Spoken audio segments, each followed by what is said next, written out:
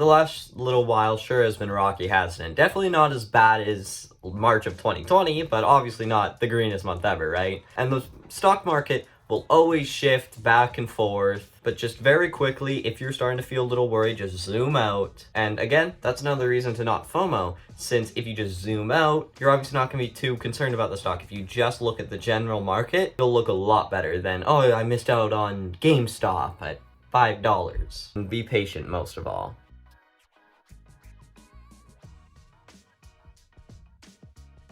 Hey, my name is Tucker Kraus, and welcome to my channel, where I detail my investing journey as a 14-year-old and give my thoughts and opinions on a variety of personal finance-related topics and issues. Today's video, I'm going over just a little bit about kind of investing in general, why you should be patient, why you shouldn't be all worrying and kind of just going crazy. Obviously, March wasn't really that bad, but it was a little bit rocky. So if you're just a beginner, teenager, investor, I want you to just zoom out and not worry about any of these kind of things like what I just said. As well as not FOMO on your investments because of the market. Just kind of ignore the market. Not ignore the market, but I'll get into what I mean a bit later on in the video. Not to mention, don't be, especially if you're a long-term investor, you don't have to be looking every second of your day. That is a lot of time. Before we get into the video though, smash the like button if you want your next investment to be that Warren Buffett Coca-Cola investment.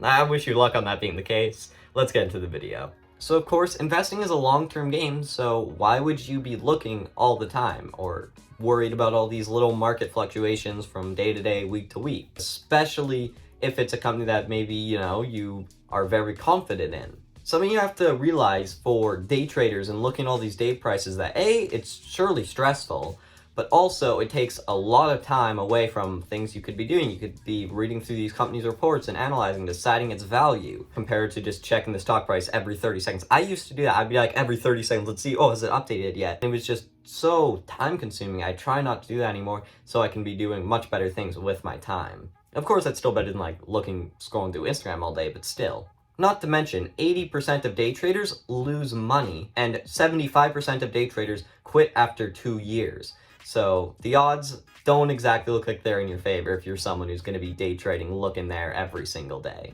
Another thing is that alongside, just saving time by not looking all day and realizing, being patient, this is a long-term game.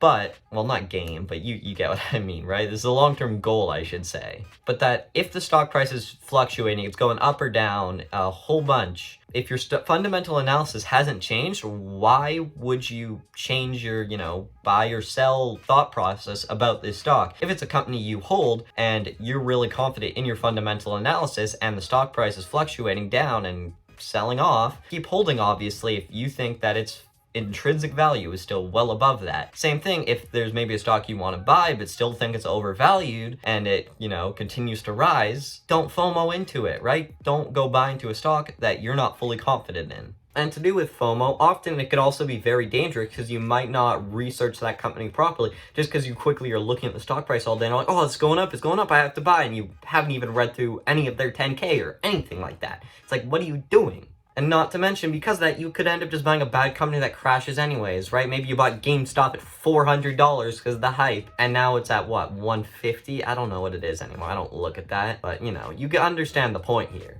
Not to mention, if you just miss a good company, there's always going to be more out there. If you look at, say, Berkshire Hathaway, I'm using that as an example a lot, right? Out of all of their investments, there's only a couple that were in the several 1,000% return. Those are the companies that made Warren Buffett his billions. Oh yeah, and just something I thought I would also quickly bring up back to the patience part of this, is that 99% of Warren Buffett's net worth came after he was 50. Obviously, he was still very rich by the time he was 50, but because it just kept snowballing with compound interest, it just got more and more and more. And again, it's very likely the same will happen to you. But again, we all have different goals. Maybe not all of us want to wait till we're 50 or 90 to be super rich. You'd rather start enjoying yourself a little early, that makes sense. But still, overall, you shouldn't be looking at the extremely short term. At least look, 5 years out.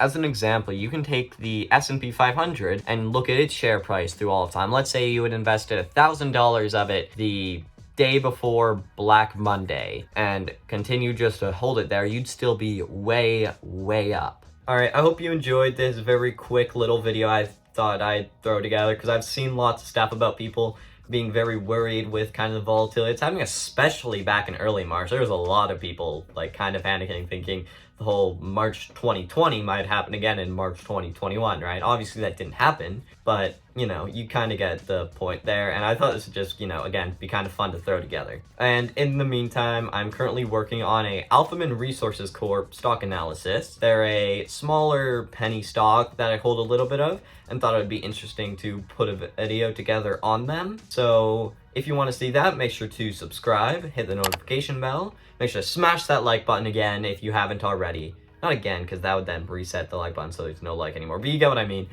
And if you enjoyed the video, all that, thanks for watching. If you want to go watch more, there's some right here. Go to my channel, right here. Maybe it's flipped, I don't know. See you next time.